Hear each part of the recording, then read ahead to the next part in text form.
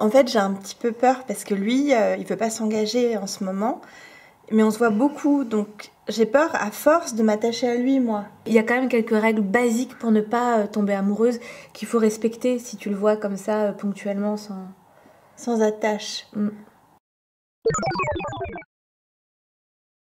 Donc la règle numéro 1, règle essentielle. Ouais.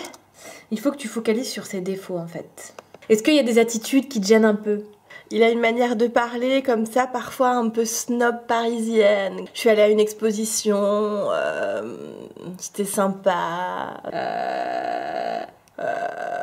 Imagine-le comme un gros crapaud sur un nénuphar. Ok. Parce que le but, c'est vraiment que tu t'en dégoûtes. Est-ce qu'il y a autre chose qui te dérange un peu ? Parfois, il fait les « et », au lieu de les faire « et », il fait « eh ». Par exemple, il dit « j'ai adoré ». Il faut que tu lui demandes de te raconter sa journée. Il va t'énerver, c'est sûr. Ok, donc, mais c'est pas un peu passif-agressif ? Si, ça fait partie de la méthode. Ah, d'accord. Complètement. Ensuite, règle numéro 2, tu ne lui poses aucune question, de manière générale. Ni sur son enfance, ni sur ses tracas, enfin... Ok, donc en fait, on parle pas, c'est ça ? Vous parlez pas de choses qui pourraient potentiellement être intéressantes. Peut-être je peux même le faire parler de son travail. Ah bah oui, très bien. Il fait quoi ? Il est comptable. Eh ben c'est super ça, tu lui fais parler de chiffres, de pourcentages. Je peux peut-être lui demander de m'expliquer la bourse. Oui. Admettons maintenant que vous achetiez pour 2500 € d'actions, soit 250 actions à 10 €. Vous décidez de revendre vos 250 actions à 10,4 € car elles ont bien progressé. Qu'avez-vous gagné ? Tu lui poses la question. Oh là là, c'est chiant. Bon bah voilà, c'est chiant, tu viens de le dire, c'est péniblement chiant. Est-ce qu'il a un hobby ? Oui, il adore les chevaux. Eh ben, tu lui fais parler d'éperon, de lanière, tu lui demandes comment bouchonner un cheval. Demande-lui s'il a réussi à faire le débourrage. Est-ce que son cheval fait des levades ? Oui, par exemple. Et là, toujours la même stratégie, au moment où il parle et où s'enflamme, toi tu restes glacial et tu penses, mon Dieu, mais qu'est-ce qu'il est chiant. C'est bien. Ensuite, il y a une autre règle qui est essentielle. Qu'est-ce que tu détestes faire pendant le sexe ? La charrue. Comment la charrue ? Bah, regarde, c'est ça.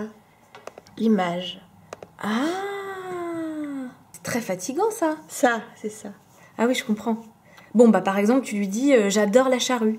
D'accord. Tu lui dis que t'adores faire toutes les positions du Kama Sutra comme un guide de travaux pratiques en moins de 10 minutes. Un cuni-chandelle.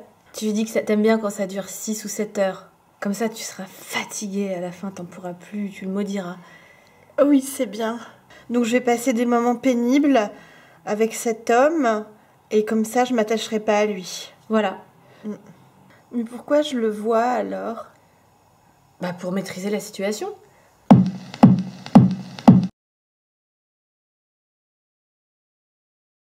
Et au moment de l'orgasme, tu le regardes et là, tu refocalises sur son visage et tu trouves qu'il a une vraie tête de con. Tu souris un peu comme ça.